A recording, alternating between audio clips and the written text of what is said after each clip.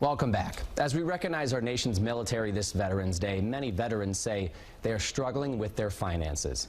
Financial professional Mike Kojonen, owner of Principal Preservation Services, is here to talk about some of the hurdles veterans are facing and how to help them get back on their feet. Mike, as always, thank you for joining us. Thanks for having me. So what are some of these hurdles that veterans are facing, and how can they just get a head start on them? Yeah, first of all, I think 60% of veteran families don't even have enough money for emergencies, let alone 3 months. You should have about 3 to 6 months of your expenses set aside for an emergency. So you have to get down to the budget. So write down all the income coming into the house, expenses going out, try to cut out that fat so you can start putting some money aside to have that peace of mind if any kind of emergency arose. The best thing to do is, even if you can do $20 a paycheck, do something to get in that direction. And the reason why you probably don't have enough money is there may be credit card debt. About a third of military families says that's the biggest debt that they have is credit card debt.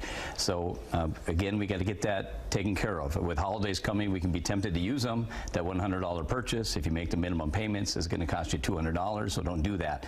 So there's 2 rules of thought. One is attack the highest interest rate. The second one is attack the lowest debt, which I like.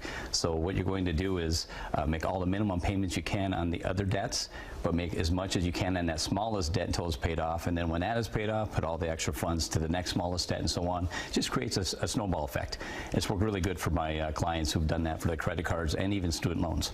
It's nice to have some direction and get rid of some of those debts. And when we think of scams, especially in news, we think of senior citizens often being targeted, but this is something that's also an issue for veterans and their own finances. Yeah, vets are actually targeted a lot on scams. There's a lot of them going on right now. I just read about 7 veteran scams right now. One of the popular ones is trying to give you a cash buyout for the pensions. It's not a good deal. They're going to give you a big sum of money right up front, which sounds appealing, but you're going to lose long term. Another one is they want you to give your Social Security number over the phone, or credit cards. They pretend like it's a VA updating the records. Just don't get any personal information over the phone. Do your research first. If you think you're a victim of fraud, contact the Federal Trade Commission. Getting out of debt, saving money is stressful enough, but there are other things that often veterans are dealing with. How can they kind of seek help to get that to coincide with fixing their life? Yeah, definitely just seek, like you said, you need to seek help. You deserve it. The biggest help need for veterans is health care. If you need health care or even mental health or financial health, there's foundations out there. A lot of organizations are willing to help, which is the National Veterans Foundation is one of them. I have a list on my website at preserveyourdollars.com to seek help. That's the key. So first you eliminate the debt, then you get that emergency fund, but then you want to start thinking about the years down the road. How can they get confident about saving for their retirement once they work themselves out of those difficult spots? Yeah, and pensions are great, but unfortunately only about 17% of military personnel serve long enough to receive a pension. So you have to focus on other ways for retirement. And one thing that the military does, and the Veterans Hospital does here, which they hire a lot of military, a lot of veterans, is the TSP, the Thrift Savings Plan. It's the government's version of the 401k. You want to be investing into that. If you invest in 5%, they will match the first 5% you put in.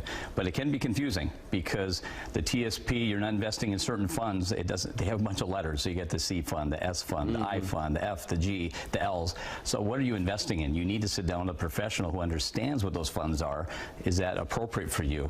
And another tip on the TSP is the Roth. They have a Roth option that they added a few years ago, so you can pay the taxes today. It grows tax-free, and when you take the withdrawals out, they're tax-free as well. So definitely look into the Roth option inside the TSP. And we know money is often a core center of stress for people, so thanks for helping our veterans. I was glad to help. Working through this. Yeah, they deserve it. Advice that I think everyone can also take from Mike. Thank you again.